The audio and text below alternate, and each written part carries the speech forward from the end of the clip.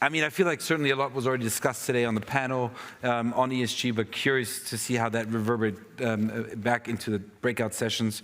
I don't know if you followed these questions or not, or was more free of a discussion. I think the questions, at least we defined, what are the investors' demands as it relates to reporting guidelines, topics to discuss our SFDR, EU taxonomy, application of other frameworks, and measures to promote ESG. Yeah, to start with, Anja's got all the notes, so I'm relying on my very old memory. No, that actually, the question triggered some really interesting discussion about, is SFDR just checkboxing? Is it making a difference to actually sustainability? So that sort of broadened the discussion into actually what would make a difference, and the way we went into, you know, what are the different regulations trying to achieve?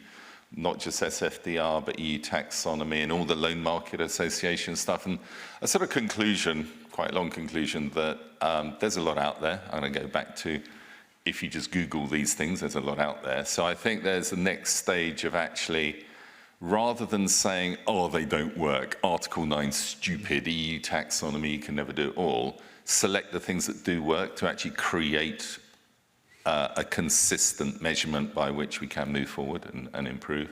So that's the first one. That sort of led on to quite an interesting debate around, we always almost, and maybe this is a US thing, treat you know, improvements, ESG improvements, as a cost.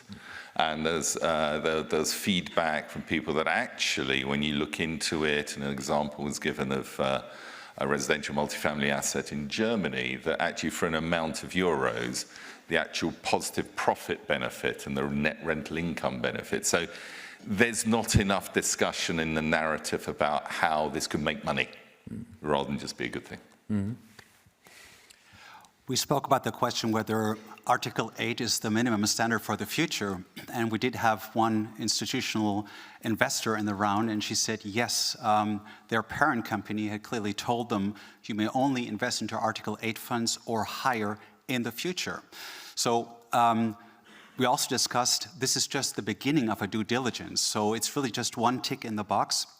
We also discussed there's a great variety of different Article 8 funds, whether it's one ESG goal or 5 ESG goals you might have. But the question is not, is it Article 8 only? That's one question. It needs to be ticked. That's the trend. But then the question is it a fund that boasts the things that I want as an investor? Yeah, and if I may add, what we also saw is when we talked about Article 9 or Article 8, everyone in the group was pretty much referring to the SFDR and the Article 217 rather than to very strict and hard EU taxonomy principles. That's what I took away from that discussion.